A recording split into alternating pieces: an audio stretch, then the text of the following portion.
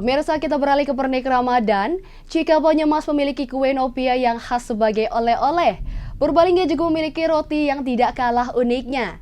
Makanan khas ini menjadi salah satu ikon kota Purbalingga, namanya roti toso.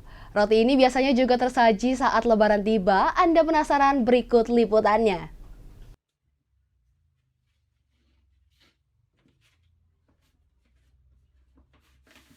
Roti toso ini hampir mirip dengan nopia yang berasal dari Banyumas. Yang membedakan hanyalah bentuknya. Masyarakat Purbalingga seringkali menyebutnya dengan nama roti bokong karena bentuknya yang unik. Roti ini biasanya juga disajikan saat Lebaran tiba. Kini banyak masyarakat yang memproduksi makanan khas ini. Fitri Asepti dibantu oleh suaminya Ilham Maulana misalnya, mulai merintis usaha ini pada tahun 2018 lalu. Bermula dari sang suami yang bekerja di salah satu tempat produksi roti toso dan nopia, terbersihlah pemikiran untuk mencoba membuat toso secara mandiri. Karena bentuk dan rasanya yang unik, roti toso ini banyak dicari. Dalam membuat roti, ia juga memperhatikan kualitas bahan, bahkan sudah mengantongi izin dan uji halal dari MUI. Untuk produksi roti toso kita sudah berizin PIRT dari Dinas Kesehatan dan sudah juga mengantongi halal dari MUI.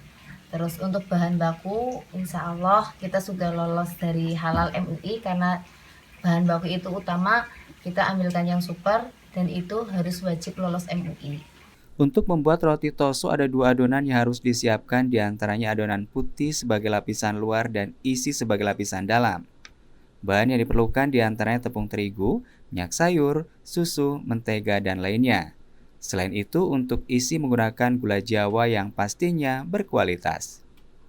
Adonan isian yang sudah jadi kemudian masukkan ke dalam adonan luar, lalu dipipihkan dan diolesi dengan putih telur, kemudian ditekuk. Setelah itu, bagian atas adonan kembali dioles dengan kuning telur dan ditaburi wijen. Kemudian adonan dipanggang selama 45 menit hingga matang.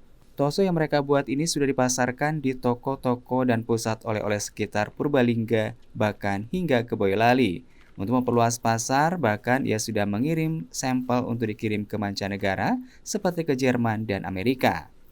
Dalam sehari mereka mampu menghasilkan kurang lebih 120 bungkus toso dengan harga jual Rp10.000. Kondisi ini bisa meningkat saat menjelang Lebaran. Tim Liputan Banyumas TV melaporkan.